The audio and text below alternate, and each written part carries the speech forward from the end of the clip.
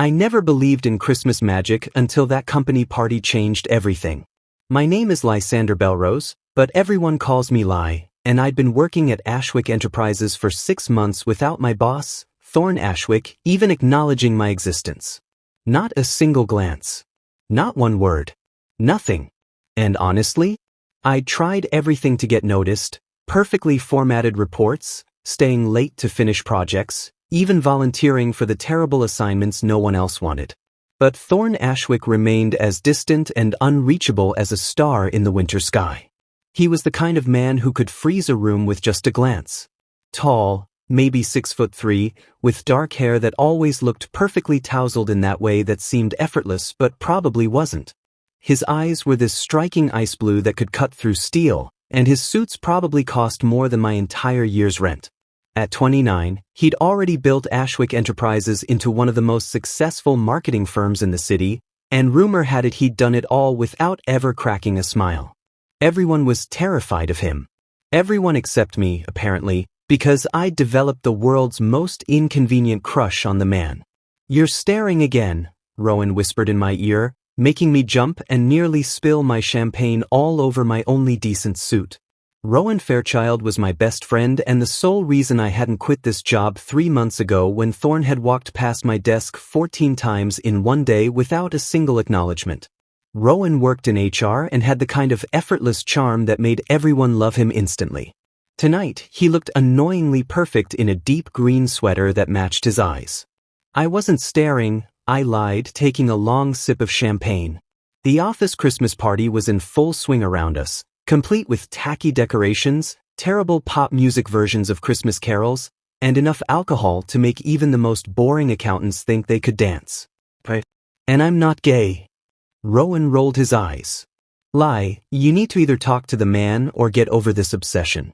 It's getting sad. It's not an obsession. It's professional admiration. You literally know his coffee order by heart. That's called being observant. You know what day he gets his dry cleaning delivered. I opened my mouth to argue but realized I had no defense for that one. Okay, fine. Maybe I pay attention to him. But it doesn't matter anyway. Thorne Ashwick doesn't even know I exist. To him, I'm just another nameless employee. Probably just that guy from marketing, if he thinks of me at all.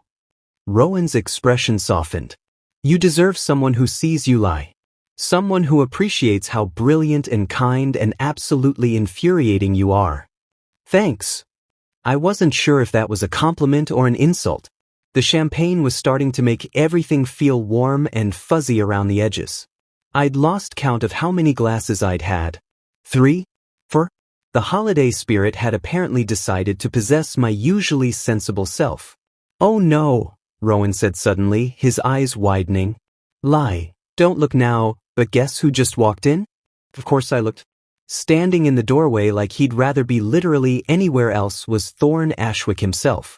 He usually skipped these company events, sending his assistant with some excuse about important meetings or prior commitments. But there he was, looking devastating in a black suit that probably cost more than my car, his expression set in that default cold mask he always wore. My heart did this stupid little flip in my chest that I absolutely hated. Ly, Rowen said in that warning tone I knew too well. What? You have that look. That dangerous, I've had too much champagne and I'm about to do something stupid look. I do not have a look. You absolutely have a look. Remember the karaoke incident? That was one time. And I was very drunk. You sang, "I will always love you," while crying. The entire bar cried with you. It was traumatic for everyone involved. Before I could defend my past decisions, someone called Rowen over to help with something about the Secret Santa gifts. He shot me one last warning glance before disappearing into the crowd, leaving me alone with my champagne and my increasingly poor decision-making skills. That's when I noticed it, the mistletoe hanging from the archway near the windows.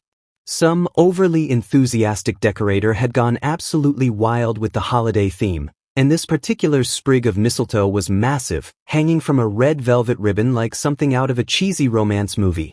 The champagne must have been stronger than I thought because suddenly I found myself walking toward it. Maybe it was the loneliness that always hit harder during the holidays. Maybe it was the exhaustion of spending 6 months invisible to the one person I desperately wanted to notice me. Or maybe I was just drunk and sad and tired of being practical, boring Lysander who never took risks and always played it safe. I stood beneath the mistletoe, feeling ridiculous. The music seemed distant now, and through the floor-to-ceiling windows, I could see snow beginning to fall over the city. It looked magical, like something out of a Christmas card. Closing my eyes, I made a wish. A stupid, impossible, champagne-fueled wish. I wish I could understand what it's like to be close to someone like Thorne Ashwick, even if just for one night. My voice was barely a whisper, lost in the noise of the party. I felt tears prick at my eyes. God, I was pathetic. Here I was, 23 years old, standing alone under mistletoe at a company Christmas party, wishing for something that would never happen. When I opened my eyes, my heart stopped. Thorne Ashwick was standing directly in front of me. I hadn't heard him approach, hadn't sensed him moving through the crowd. But there he was, so close I could see the silver flecks in those ice-blue eyes, could smell his cologne, something expensive and woody with hints of winter pine. Careful what you wish for, Bellrose. His voice was deep, smooth like aged whiskey, and it sent shivers racing down my spine. He knew my name. Thorne Ashwick knew my name. I tried to respond, tried to say something, anything, that wouldn't make me sound like a complete idiot. But the room was spinning now, and those blue eyes were so intense, looking at me like he could see straight through to every secret I'd been keeping. Mr. Ashwick, The world tilted sideways. Then everything went black. That was my first conscious thought. A dull, throbbing headache that pulsed behind my eyes like someone was using my skull as a drum.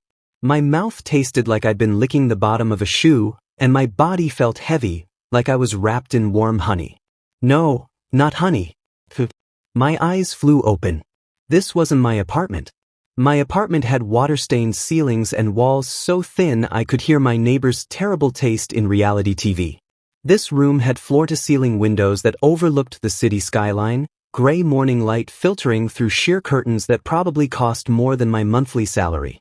The bed I was lying in was enormous, covered in sheets that felt like liquid silver against my skin. Expensive cologne and winter pine filled my senses. Oh God. Oh God. Oh God. Oh God. I tried to sit up, but something stopped me. An arm. A very masculine, very muscular arm draped across my waist with casual possession, like it had every right to be there. My heart hammered so hard I thought it might actually break through my ribs. Slowly, terrified of what I'd find, I turned my head. Thorne Ashwick was sleeping beside me. His dark hair was messy for once, falling across his forehead in a way that made him look younger, almost vulnerable. His face was relaxed in sleep, those sharp features softened without the ice-cold mask he always wore. He was shirtless, I could see that much, one arm under his pillow, the other wrapped around me. We were in bed together. I was in Thorne Ashwick's bed. Panic seized my chest like a physical thing. I tried to piece together the previous night, but everything after standing under that mistletoe was a complete blank. How did I get here? What happened? Did we? Oh God, did we do something? I looked down at myself. I was wearing a t-shirt, definitely not mine, way too big, and my dress pants from last night. So at least I wasn't completely naked. That was something. Maybe? I needed to leave. Right now. Before he woke up and I had to face whatever embarrassing thing I'd apparently done last night. Before I had to see the disgust in those ice blue eyes when he realized he'd somehow ended up with his junior marketing analyst in his bed. Carefully, moving as slowly as possible, I tried to slip out from under his arm. The moment I moved, his grip tightened. Going somewhere, Lysander? His voice was rough with sleep, deeper than usual, and it did absolutely unfair things to my already racing heart. And he'd used my full name. Not Bellrose, or you there, or any of the generic terms I'd imagined he'd use if he ever actually spoke to me. Lysander. My name sounded different in his mouth, intimate in a way that made my skin flush. Mr. Ashwick, I'm so sorry, I don't know what happened last night. You should stop apologizing. He finally opened his eyes, and I found myself trapped in that ice blue gaze. But something was different. The cold distance that was usually there had thawed, replaced by something I couldn't quite read. Something that looked almost tender? I was clearly still drunk or possibly having a nervous breakdown. But how did I even get here? Thorne shifted, propping himself up on one elbow, his arms still across my waist. He was studying me with an intensity that made me want to squirm. You made a wish. I granted it. What? My brain felt like it was moving through mud. That doesn't make any sense. Wishes aren't real. Magic isn't. My phone buzzed violently on the nightstand, making us both jump. I grabbed for it with shaking hands, desperate for any distraction from this surreal situation. Rowen's name lit up the screen, along with approximately 15 missed calls and a string of increasingly frantic messages. Where are you? Lie, you left the party and no one knows where you went. I swear to God if you don't answer me in the next 5 minutes I'm calling the police. Cassian Vale was asking about you at the party. Said he saw you leave with someone. Lie, please tell me you didn't do something stupid. Cassian Vale. The name barely registered in my panicked brain, but apparently it registered in Thorne's because the moment he saw it on my screen, his entire demeanor changed. The softness vanished, replaced by something dark and dangerous. Stay away from Vale. It wasn't a suggestion. It was a command, delivered in that cold CEO voice that made interns cry. I don't even know who Cassian Vale is, I said, pulling away from him and finally managing to sit up. The room spun slightly, but I forced myself to focus. Mr. Ashwick, I need you to tell me what happened last night. All of it. Because the last thing I remember is standing under mistletoe making a stupid drunken wish, and now I'm in your bed and you're acting like what? His jaw tightened. Like you actually know who I am. Like I'm not just another forgettable employee. The words burst out before I could stop them, months of frustration and hurt spilling over. You've never even looked at me before last night. Never said my name. Never acknowledged that I exist. And now I wake up here and you're I couldn't finish. Tears were burning behind my eyes and I absolutely refused to cry in front of Thorne Ashwick. I'd already humiliated myself enough for one lifetime. Lysander. His voice was softer now. You think I didn't know you existed? I know you didn't. I know your coffee order is a vanilla latte with oat milk and extra foam. I know you always arrive exactly 15 minutes early. I know you volunteer for the difficult projects because you want to prove yourself. I know you hum when you're concentrating, and you have this habit of pushing your hair back when you're stressed. He paused, something almost painful flickering across his face. I know you, Lysander Bellrose. I've known you since the day you walked into my building. I stared at him, my mind refusing to process what he was saying. Before I could respond, his phone rang. The sound was jarring in the quiet intimacy of the moment. Thorne's face went pale as he glanced at the screen, and I saw something I'd never seen before in those ice blue eyes. He answered, and even from where I sat, I could hear the voice on the other end. Smooth, amused, dangerous. So you finally made your move on the boy. Interesting. I wonder what the board would think about their CEO seducing junior employees. The voice laughed, cold and calculated. This is going to be fun, Thorne. Very fun indeed. The call ended. Thorne sat frozen, his knuckles white around the phone. That was Cassian Vale, he said quietly. And somehow, he knows exactly where you are. The next few days were absolute torture. I'd left Thorne's penthouse that morning in a daze, his cryptic warnings about Cassian Vale echoing in my head. He'd called his driver to take me home, wouldn't let me take the subway despite my protests. The whole ride back to my tiny apartment, I kept replaying everything. The way he'd said my name, the fear in his eyes during that phone call, the feeling of waking up in his arms. But at the office? It was like that morning never happened. Thorne was back to being the Ice King though, striding through the halls with that cold, untouchable aura. He passed my desk twice on Monday without even a glance. In the elevator on Tuesday, we stood 3 feet apart in complete silence while I tried not to have a panic attack. Wednesday morning's department meeting, he looked right through me when I presented my quarterly analysis. It was driving me insane. Worse, I'd catch him watching me sometimes. I'd look up from my computer and find those ice blue eyes fixed on me with an expression I couldn't read, something intense and conflicted and almost hungry. But the moment our gazes met, he'd look away like I'd burned him. My heart couldn't take this whiplash. Either he felt something or he didn't. Either that morning meant something or it was just a drunken mistake we were both supposed to forget. "You look like hell," Rowen announced, cornering me in the break room on Wednesday afternoon. He was holding 2 cups of coffee and wearing his concerned best friend face, which was never a good sign. "Thanks. You really know how to make a guy feel special." "Lie, I'm serious. You've been acting weird all week. You won't tell me what happened Friday night. You're jumping every time your phone buzzes, and you keep staring at Thorne like a sad puppy." He handed me one of the coffees. "Talk to me. What's going on?" I wanted to tell him.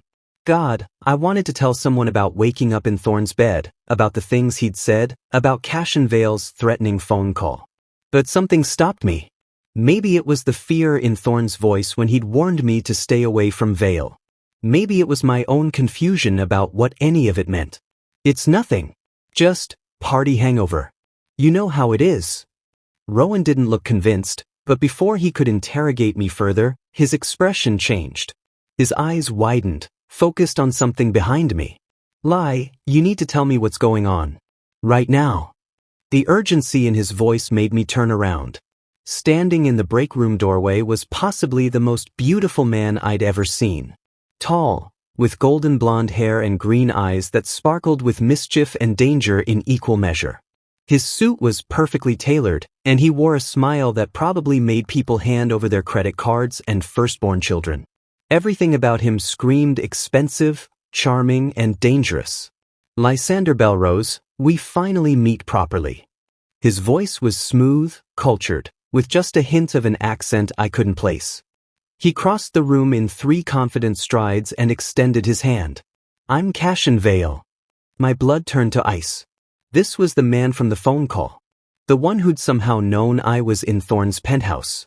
The one Thorne had warned me about with genuine fear in his eyes. Up close, Cassian was even more intimidating. Not in the cold, distant way Thorne was intimidating, but in a predatory way, like a shark circling prey. His smile never reached his eyes. How do you know my name?" My voice came out steadier than I felt. "Oh, I make it my business to know interesting people. And you, Lysander, are very interesting." He leaned against the counter, completely at ease. "I have a business proposition for you, one that might interest someone trapped under Thorne Ashwick's thumb." "I'm not trapped under anyone's. My office. Now, Bellrose." Thorne's voice cut through the room like a blade of ice. I hadn't even heard him approach, but suddenly he was there, filling the doorway with his presence. His expression was thunderous, jaw clenched so tight I could see the muscle jumping. But it was his eyes that shocked me. They were fixed on Cassian with pure, undiluted fury. "Thorne, always a pleasure." Cassian's smile widened. "I was just introducing myself to your very talented employee. Such a shame you've been hiding him away in marketing. A mind like his could be put to much better use. Get out of my building." "No. Is that any way to treat a potential business partner?" Cassian pushed off the counter, straightening his suit. "Besides, I was invited." "Something about a merger discussion?" "Your assistant scheduled it." Thorne's hands clenched into fists. For a moment, I thought he might actually hit Cassian Vale right there in the break room. "Lysander. My office. Now." He didn't wait for a response, just turned and walked away, clearly expecting me to follow. I glanced at Rowen, who looked completely lost, then back at Cassian, who was watching me with those calculating green eyes. "We'll finish our conversation later, Lysander. I have a feeling you and I are going to become very good friends." The way he said it made my skin crawl. I practically ran to catch up with Thorne, following him through the maze of cubicles and into the elevator. The moment the doors closed, trapping us alone together, the careful mask he'd been wearing all week crumbled. "Don't talk to him. Don't look at him. Don't even think about him." His voice was rough, almost desperate. "Cassian Vale is dangerous, Lysander. More dangerous than you can possibly understand." Then explain it to me. The frustration I'd been holding back all week exploded. Explain what happened Friday night. Explain why he called you. Explain why you've been ignoring me for 3 days like I'm invisible. The elevator doors opened onto the executive floor. Thorne's office was at the end of the hall, all glass and steel and intimidating minimalism. His assistant's desk was empty. She must have gone to lunch. He unlocked his office door and held it open, his expression unreadable. Once I was inside, he closed it and locked it behind us. The click of the lock seemed unnaturally loud. I need to tell you the truth about that night, about the wish, about everything. Thorne ran his hand through his dark hair, and for the first time since I'd met him, he looked genuinely vulnerable.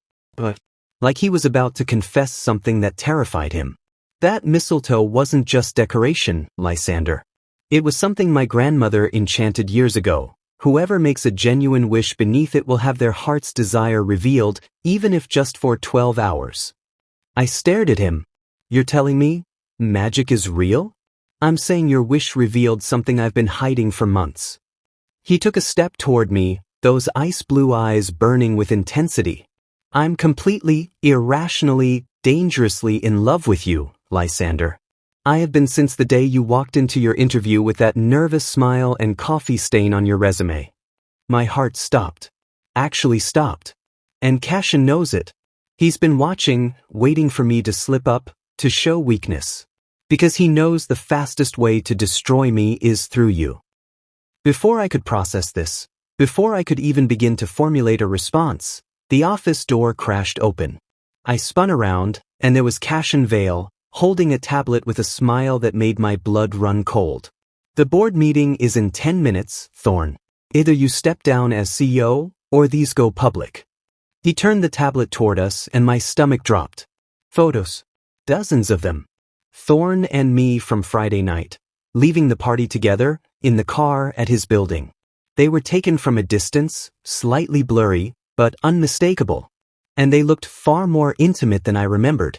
In some, Thorne's arm was around me. In others, we were close enough that it looked like we were kissing. Your choice, old friend, Cassian said pleasantly. Step down or watch your reputation burn. Unless. He turned that predatory smile toward me. Lysander agrees to come work for me instead. Time seemed to slow down. I could hear the clock on Thorne's wall ticking, each second impossibly loud.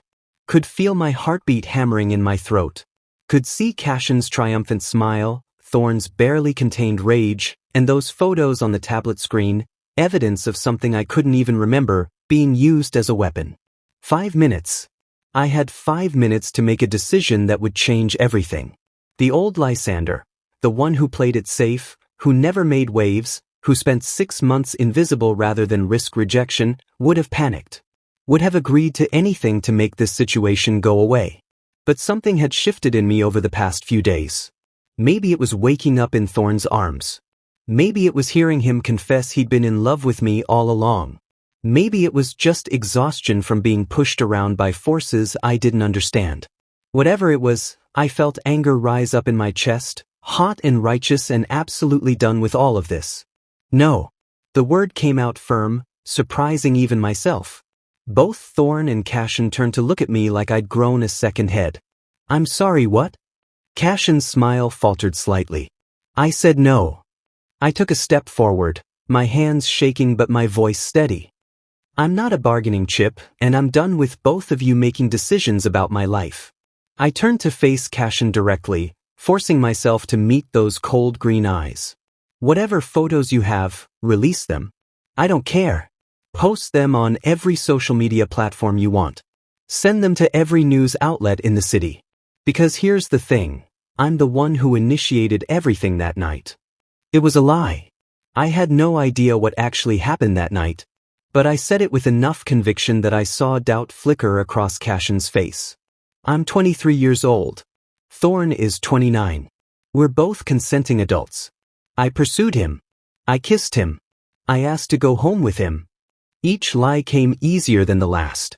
So if you're trying to paint this as some kind of workplace harassment situation, you're going to have a hard time when I'm willing to testify that I was the one who wouldn't take no for an answer.